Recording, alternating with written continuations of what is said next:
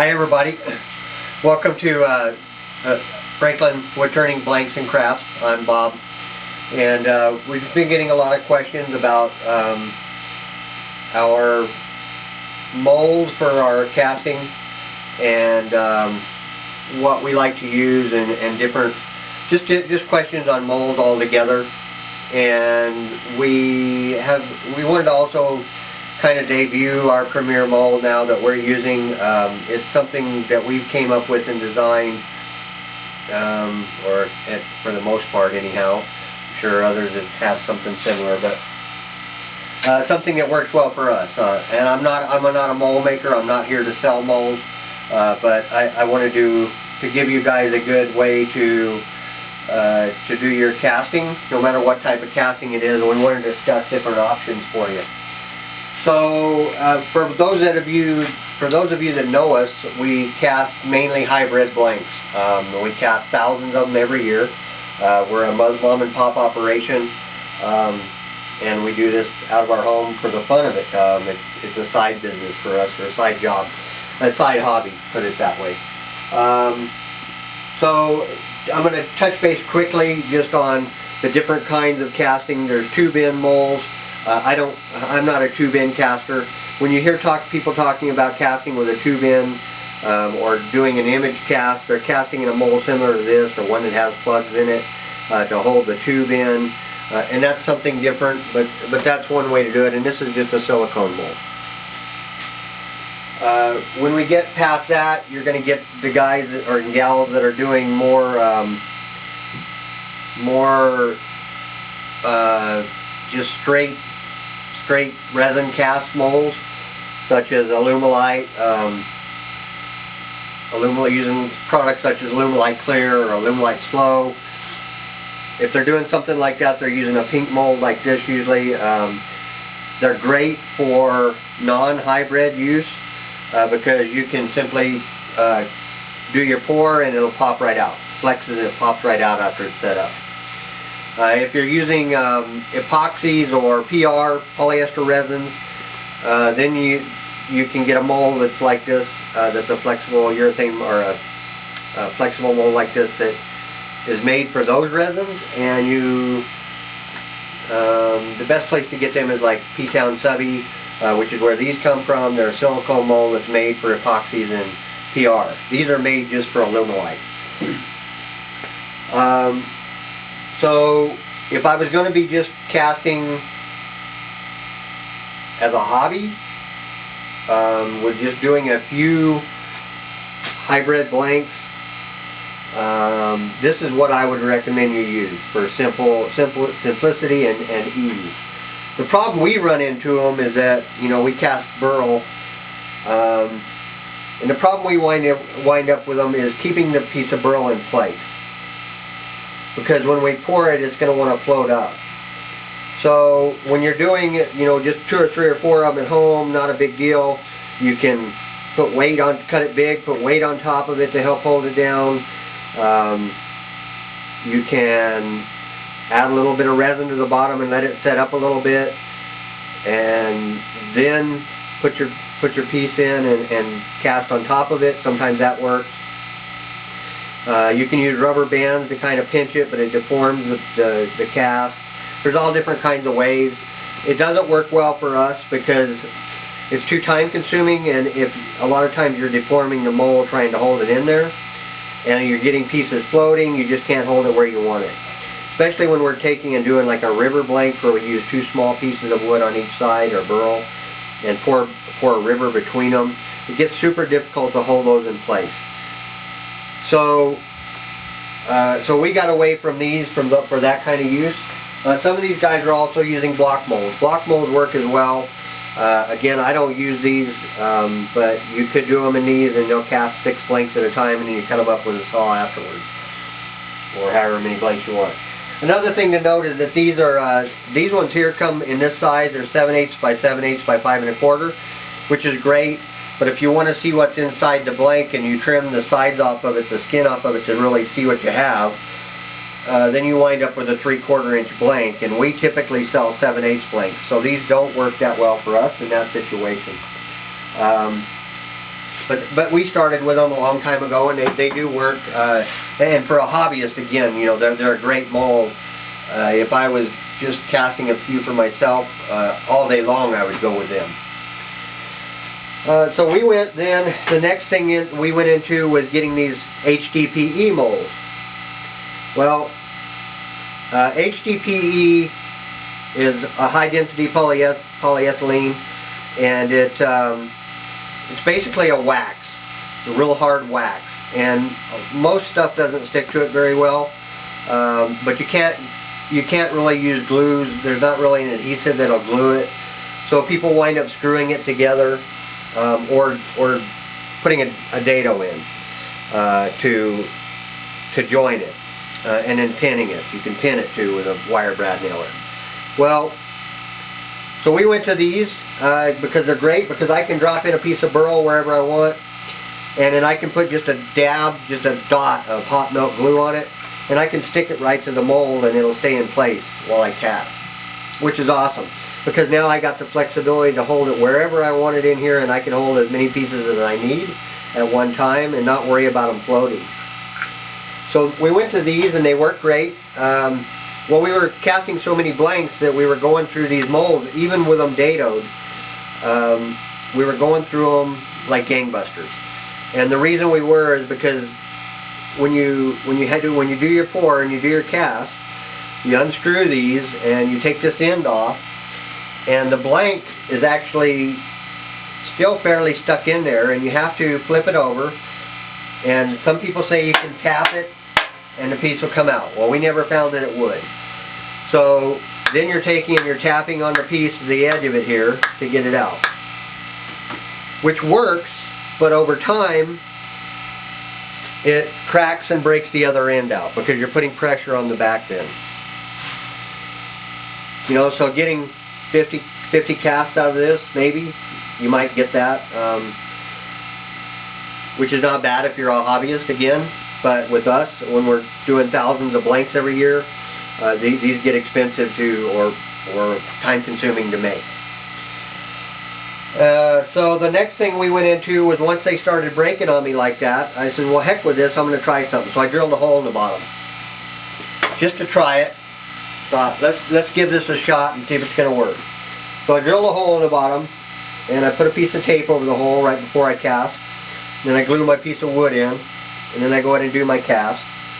And when it's all set and it comes out of the pot, I flip it over on top of something strong like this with a cavity in it, and basically take a hammer to this,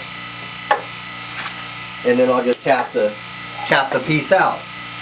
Well, that worked great, and it worked so well, as a matter of fact, that we decided to start making our molds with a hole in them to remove them that way, so we didn't have to take them apart, so we weren't putting pressure on the back and breaking them.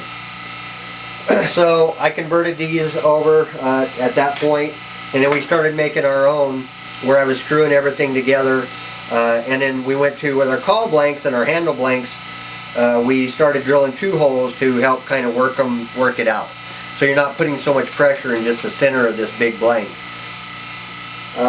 So anything bigger than our bottle stoppers, we do the 2 holes in them now. So after we started doing that, that was working so well that we decided, okay, this is working great, we're going to continue, so we're going to do the next generation. Well, the next generation was, we started dadoing everything together. And every piece, every joint here has got a dado in it. And then I screw them together, and that makes a super strong mold that'll basically should last for years. We're still testing to see how long they last, but I've got quite a few casts in some of these, and they're holding up very well. So this is a ring mold. We make these in all different sizes now, and this is what we use. It's what we went to. It's a ring mold here. Then we went to bottle stoppers. We got bottle stopper size, so we make them as needed.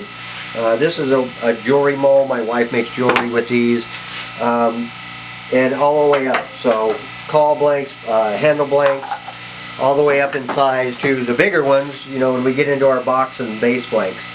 Now when we get into anything bigger than the call blanks, We don't drill the holes in them because there's a lot of surface area that wants to grip.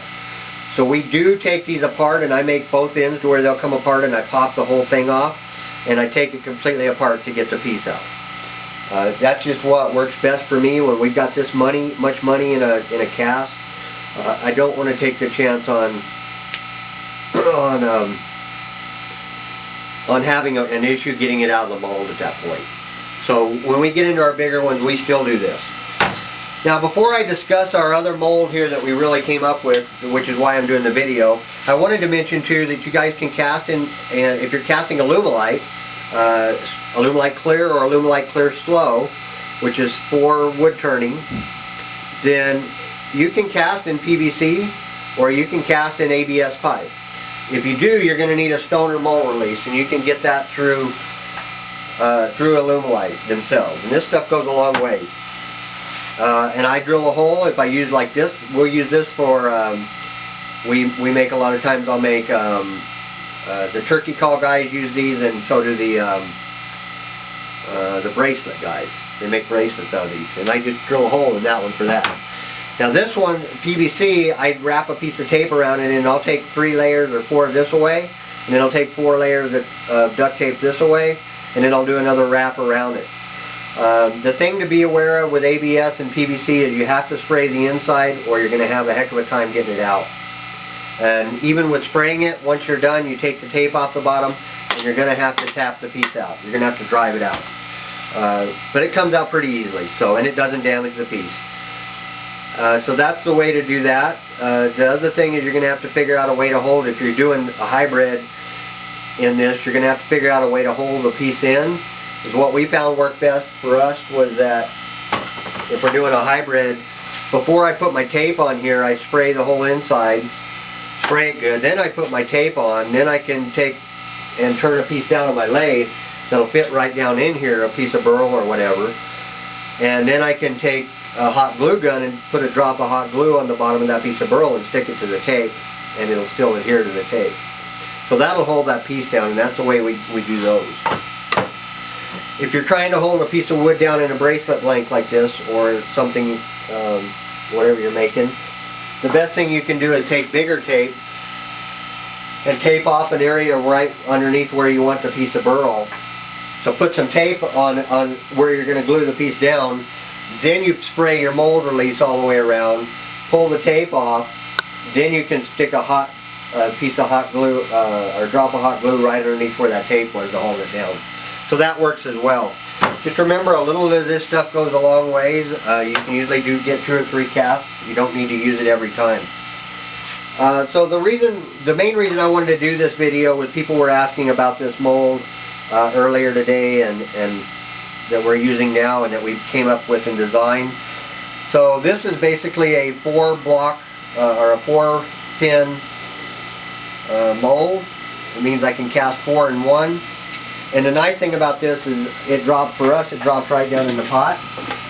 So it fits nice and tight, and it's stackable. So with these screws, the way I've got them positioned, I can stack them and still have air gap between them. And I can continue to stack them as many as I could cast at a time, which is only a couple usually by myself. With my wife helping me, we could probably do 4, but there's really no need to be casting more than 1 or 2 of these at a time anyhow. So the nice thing is though that they fit right in, they take up they just fit well, which is what I like.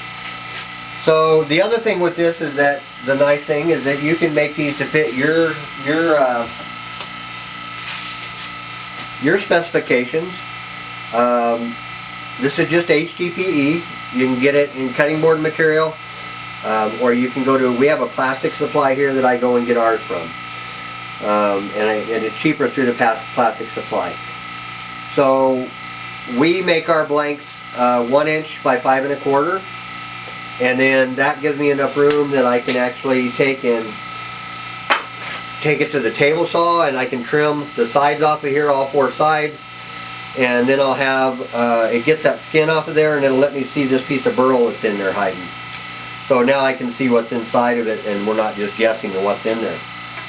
So by the time I'm done with this, it comes out a 1-inch square by 5 1/4. When I get done trimming it up, the finished blank will be a 7/8 blank, and that's what we typically sell. So I make ours that size for us.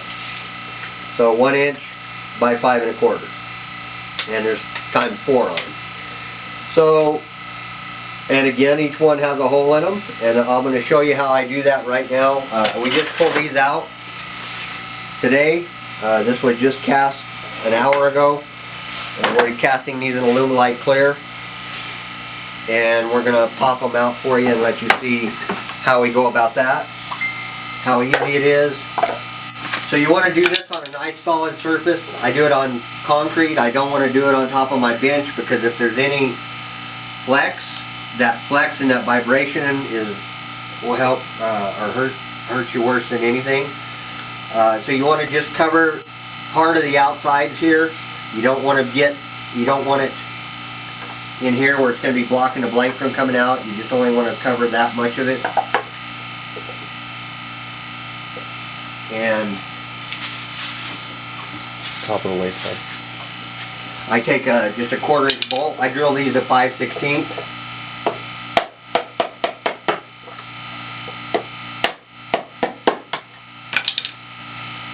And we just pop them out.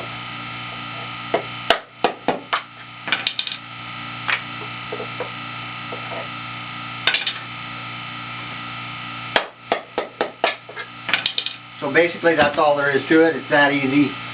There's no messing around with taking your stuff apart. And then these would go down and get trimmed out. So that's the process for removing them, which makes this just a very versatile blank or mold.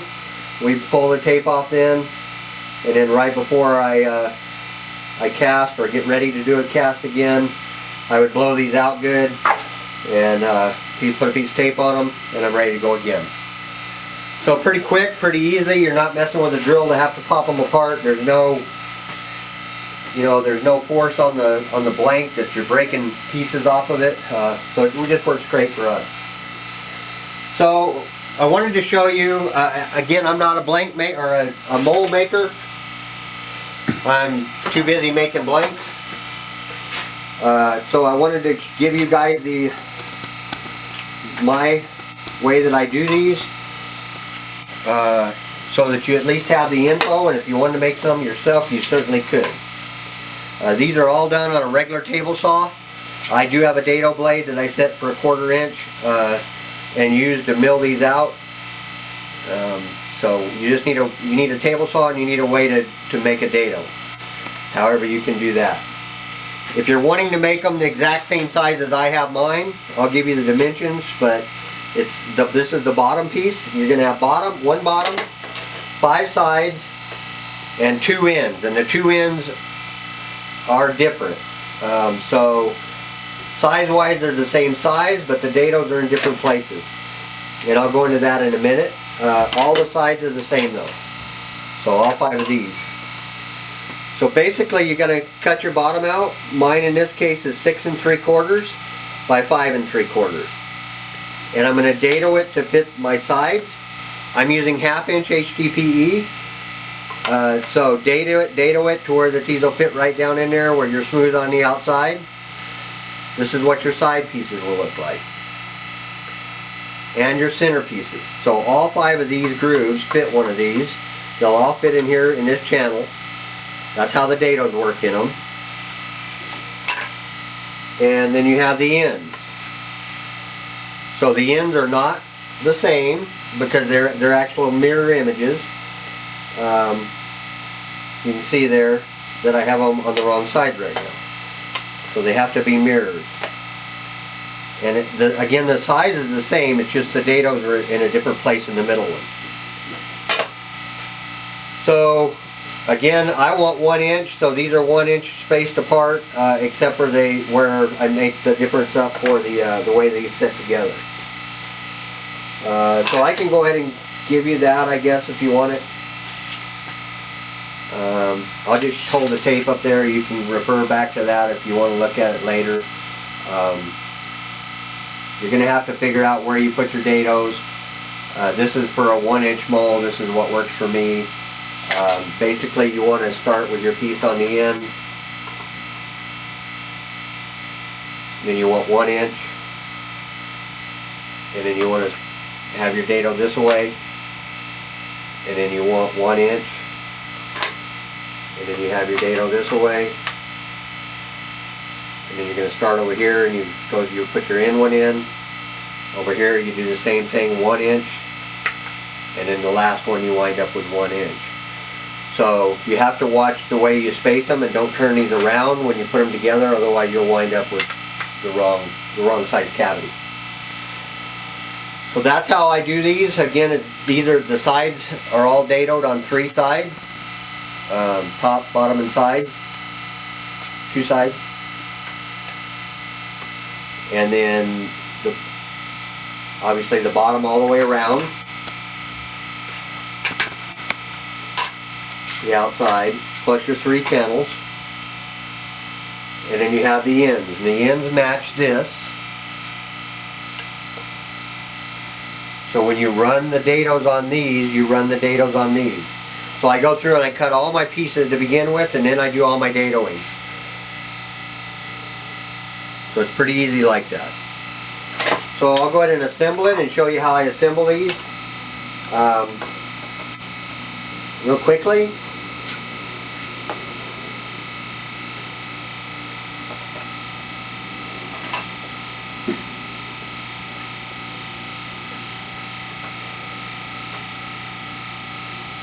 Make sure you got your 1 inch cavity on each one, or whatever you want to make your mold.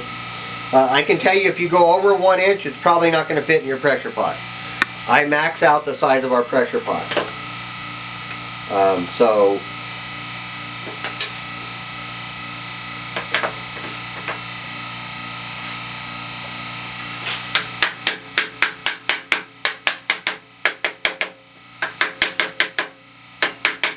You want your dados to fit nice and snug. Hopefully you can make that happen.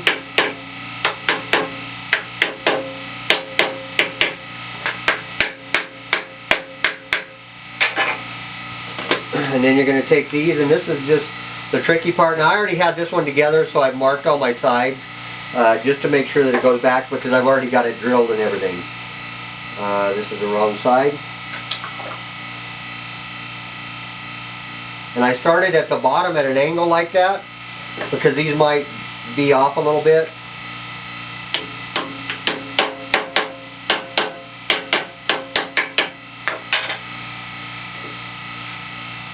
Same thing here. Started at an angle like that.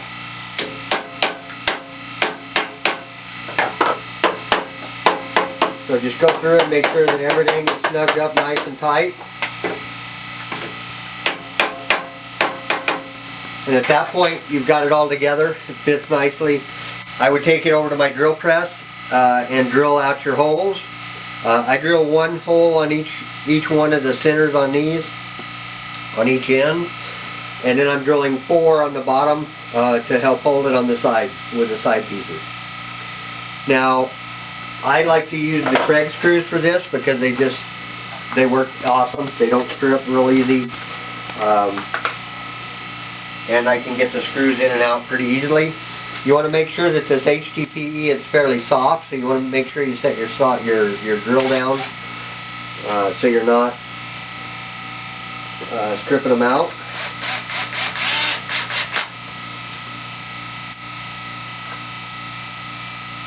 And you just screw it together.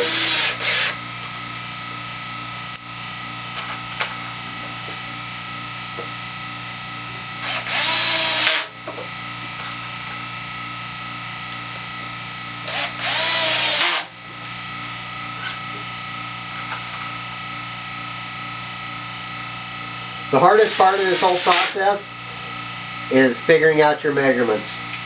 Once you get them figured out and you get your dados in, it's nothing to it then. And I would do all my dadoing and I do all my drilling, just run an assembly line type thing. Doing each process at one time, just to speed it up. And I'm sure that we'll have a bunch of blank makers or a bunch of mold makers making these now, which is whatever, it's up to them. I don't have the time or the desire to be a mold maker. So that's it. That's the whole process. After I'm done, just to seal it up, I do run a bead of, you could use probably silicone. I use, I've actually got this Super Tack 500 is an excellent hot melt glue for HDPE. It's made for plastic. It works good. I would just go around the outside right here and seal the outside, just so that the first time that I run this and do a pour in it, if there's any leaking at all, I don't fill the inside of my pot up. It just helps contain it. Once you do your first cast, your first pour in one of these, you may get a little bit, you'll see where you'll get a little bit of it fills in those voids. Once you get the first one done, then there's no leaking, it's done. So you're good to go with that. From then on, it's just that first time. You don't have to use HDPE, or not HDPE, but hot melt glue on them. You can use whatever you want. You could probably just tape them. But I can tell you that the first ones I did, I'm still using, and I didn't put any glue and they didn't leak at all, but I suppose you could have a leak and it would be a mess. I would also recommend that if you guys are going to go get HDPE for this, while you're there, pick up a sheet of 1/8 inch HDPE for the bottom of your pressure pot. So I cut it to fit in the bottom of my pressure pot and drill a hole in the bottom so that I can get it out. And the reason I want to be able to get it out of there is that when it gets gunk on it from overspill or whatever, you just take a putty knife and clean it off. So your shelf is ready to go again, and it's a nice way to do it. So these fit right down in there then, and again I would stack them up. If you position your screws on the bottom just right, they'll stack nicely right on top of each other. You don't need anything else in between them. And you can stack as many as you wanted in your pot, as many as you could do at one time. I mean, you could actually even do these on top as well. Keep it going. So, anyhow, this is what works for us. It's a great system. We hope that you guys enjoyed this video, and feel free to share it on any of the other sites, and feel free to use this and make it your own. Have a great day.